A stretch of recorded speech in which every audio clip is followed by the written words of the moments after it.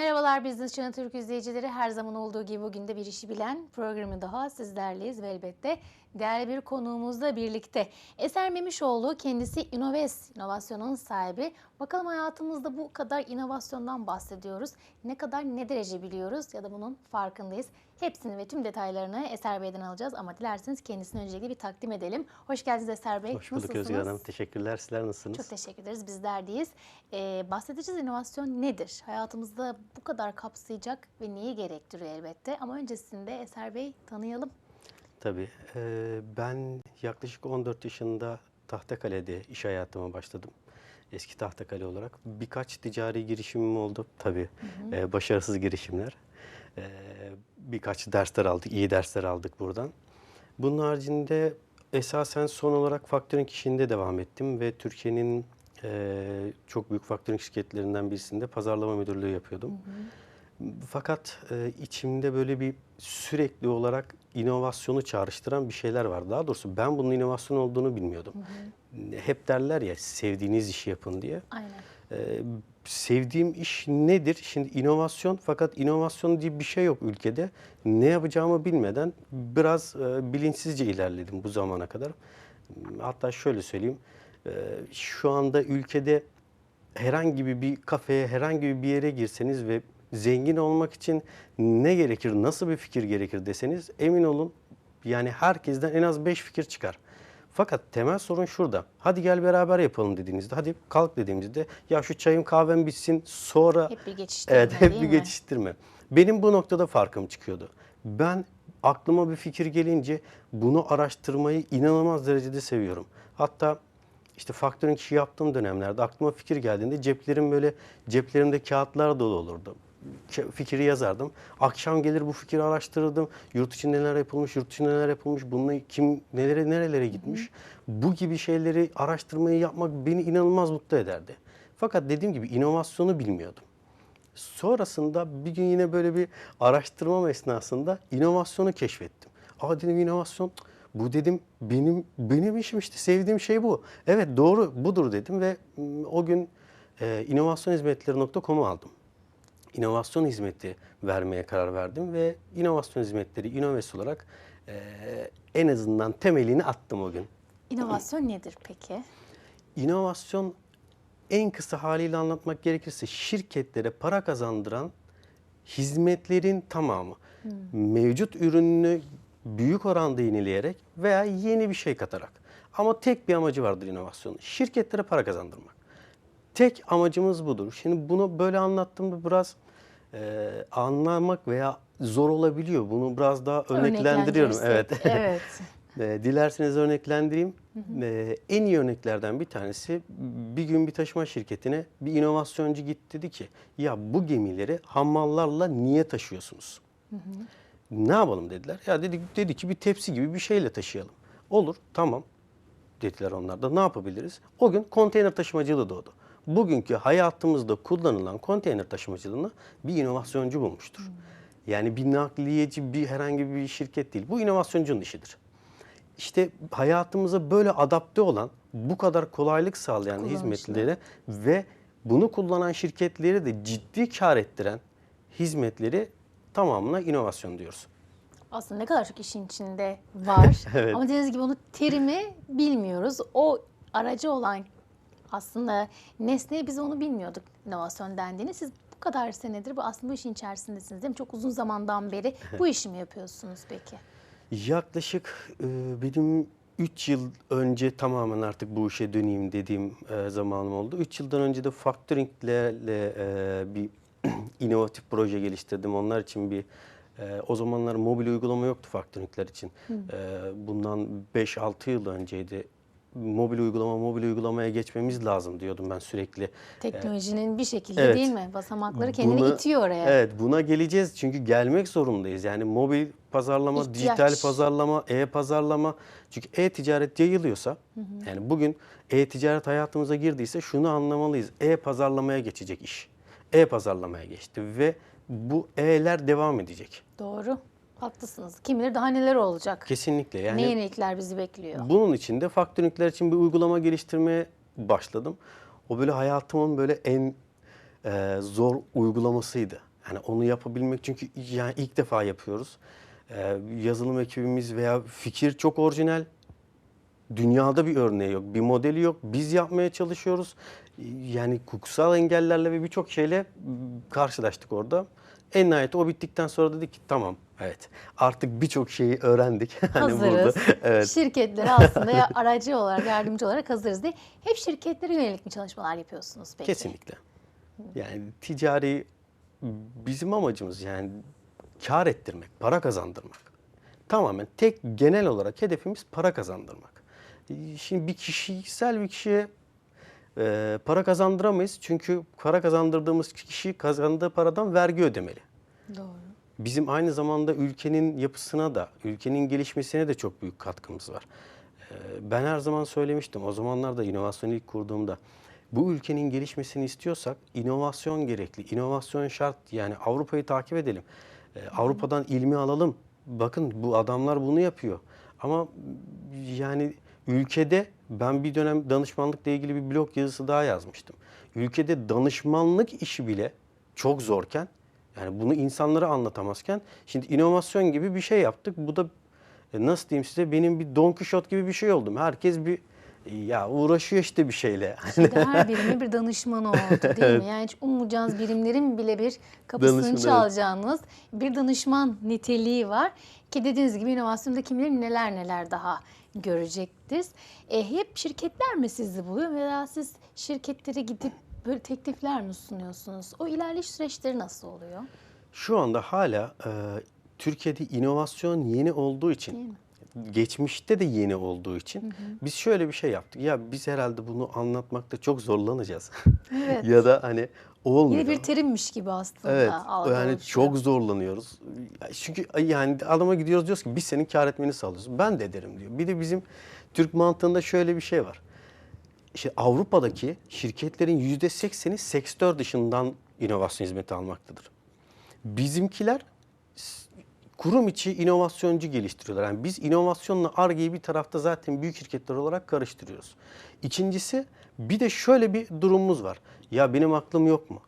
Şimdi senin Hep aklın vardır, var. değil mi? Evet. Senin aklın var da sen bu alanda ilerliyorsun. Ben dışarıdan bir gözle Niye bakıp, ihtiyaç duyayım ki sana evet, deniyor değil mi danışmana sizlere? niye ihtiyaç duyayım? Ne gerek Ben niye var? danışayım? Hani benim Aynen. aklım yok mu? Farklı bir düşünceye itiyorlar kendi düşünceyle beraber.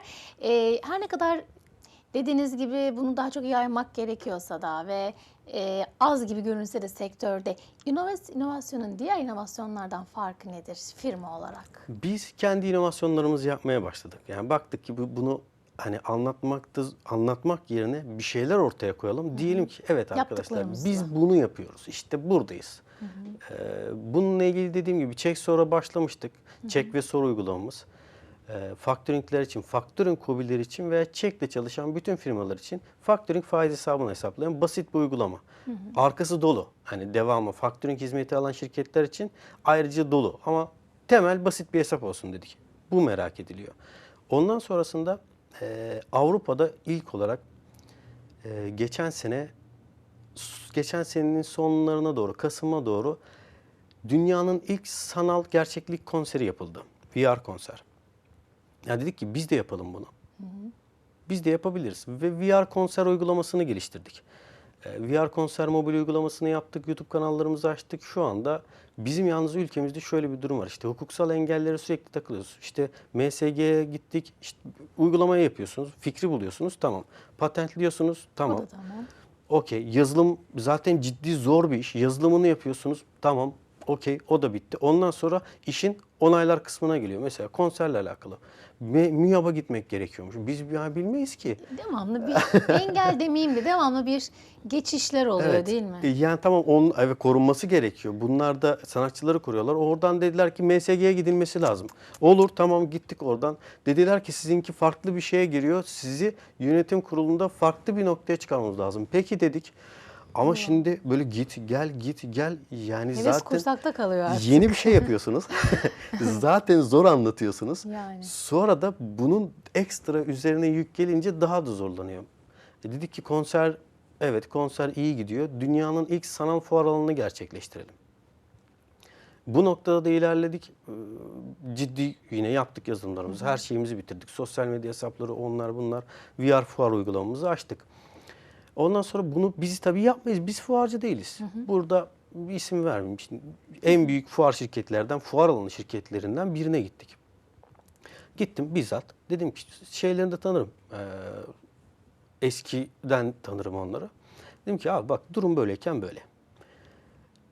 Öyle bir şey yapalım ki Otoshow diyelim ki gelemeyen insan kaç 500 bin ama gelmek isteyen bir sürü insan var. Biz bunu sanal gerçeklik gözlüğüyle gösterelim. Güzel. Ve bu Otoshow'daki firmalar veya fuar alanındaki firmalar sadece gelenlere değil bütün dünyaya açılsın. Mobil uygulamasını da yaptık biz bunun. Ve bütün dünyaya gösterimini yapsın. Ya 50 kuruş kazanın, 20 kuruş kazanın. Bir giren kişiden o şovu komple geçsin. Siz de para kazanacaksınız. Buradan kişiler de mutlu olacak. Adam Antalya'dan Otoshow'a mı gelsin şimdi? Aynen. İmkan olmayabilir. Ya İzmir'den buraya şimdi araba görmeye gelmez. Evet. Ama böyle bir imkan versen işte Çok da orayı güzel bir gezer. düşünce aslında. Evet, yat fuarını, yatları gezdirelim. Ne Yani kadar güzel. Aslında ilerisi bu dedikleriniz hep sanal. evet. Hakikaten haklısınız. Yani oradaymışçasına. Yani bugün bir televizyon izlediğimiz zaman evimizde artık diyorlar ya hani o izlediğiniz animasyonlar sanki ekran dışına taşıyacakmışız gibi. Aslında dediğiniz gibi bunlar çok uzak şeyler de değil ki ne kadar da güzel bir düşünce Evet. tasarlamışsınız, hayata geçirmek için çalışmışsınız. Oldu mu peki? Şimdi ikinci evresinde bizim sanal fuar alanımızın dedik ki biz dünyanın ilk sanal fuar alanını yapalım ve müşterileri biz şimdi durmadan inovasyon devamlı gelişen bir Tabii ki. hizmettir. Geliştirdik, biraz daha geliştirdik. Son geldiğimiz noktada dedik ki ya biz şimdi öyle bir şey yapalım ki fuara katılmak da zor. Yani fuara katılan şirketler içinde yani o 5 gün boyunca stand yaptırırsınız, oraya taşıtırsınız, elektrikçisi, onun stand mankeni, pastası, böreği, Detaylar çöreği. çok. İnanılmaz zor bir iştir. Katıldım. Yani hakikaten böyle o 5 gün, 3 gün, 5 gün neyse sizi inanılmaz yorar. Ya dedik ki bunlar için de bir kolaylık yapalım. Bütün dünyaya tasarlayalım. İnsanlar için de bir kolaylık yapalım. Şöyle bir şey olsun. Sanal fuar alanı yazılımını yapalım. Tasarımını yapalım. Kişi gözlüğü taksın. Taktığı anda bir ormanın içerisinde Oradaymışsın olsun. gibi. Fuar alanı olmasın. Orman olsun. Sağında solunda standlar olsun. Ve standın tabelasına 5 saniye bakınca standın içerisine girsin. İçeride sanal asistan karşılasın. Ürünün tanıtımını, firmanın tanıtımını yapsın. Firmanın giren kişi de firmanın ürünlerine baktığında orada teknik bilgileri Ne görsün. kadar güzel. Çıksın, konferans alanlarına gitsin. Yani ormanlık alan bittiğinde bir kumsal karşılasın onu. Ve konferans alanına girsin, orada bilgi alsın. Bunları yapabilsin dedik. Şimdi böyle olunca bu büyük fuar şirketi bize dedi ki sen dedi bu işi yaparsan dedi biz biteriz. Şimdi bu gibi sorunlarla da karşılaşıyoruz. Yani Ya. biz ne yapacağız, kime ne satacağız dedi. Çünkü Ya. şöyle bir kolaylığı oluyor. Fuara katılacak firma için arıyorlar sizi. Alo, 20 metrekarelik bir alan. Evet. Aynen kiralıyorlar. Tamam. Sanal asistan istiyor musunuz? İstiyorum. Tamam. Ürünlerinizi bize gönderin. Sanal asistanınız hizmetini veriyoruz. Yarın Gitti. sistemde. Aynen öyle. Ve şöyle bir raporlama hizmeti de veriyoruz. Kaç kişi girmiş, hangi ürüne en çok bakılmış, hangi ürün talep görmüş müşteriler arasında ki firmaya bu bilgiyi veriyoruz. Ki firma o alanda ilerlesin. İşte sana bu kadar kişi girdi yani bu kadar giriş var. Aynı zamanda en çok şu ürünle ilgileniyor ve şöyle yorumlar yapılıyor. Üretim sürecini bu şekilde sen de inove et. Yani sen de bu şekilde düzelt. Yani bu fuar alanı sadece yani bir inovasyon değil, kazanmıyorsunuz, diğerlerinde elbette ki de. inovasyonu olacaktı. Aynen öyle. Ama bu aslında vermiş olduğunuz örnek ve yaşamış olduğunuz aslında birebir deneyim diyelim. Birçok alanda kendini maalesef gösteriyor. İnsanlar var oldukça da sanırım bu düşünce kalıpları ne yazık ki olacak. Ama şunun da farkında olmaları gerekir ki ne kadar şu an için sizden taraf olmasalar da ilerleyen zamanlarda çok da uzak olduğunu sanmıyorum. Çünkü teknolojiyi durduramayacaklardır. Ve bu dediğinizde o kadar hakikaten olması gereken artık. Artık günümüzde neler var teknolojiyle ilgili. Bu artık anlattığınız zaman çok yabancılık çekmedim. Sadece çok hoşuma gitti. Hemen örnek verdim. İşte televizyondan da böyle olacakmış Eser Bey diyebildim. Çünkü aslında bir nevi işin içindeyiz. Onlar her ne kadar size şu an için bir ket vurmuş olsa da yarın öbür gün aslında onlar sizin kapınızı çalacaklardır.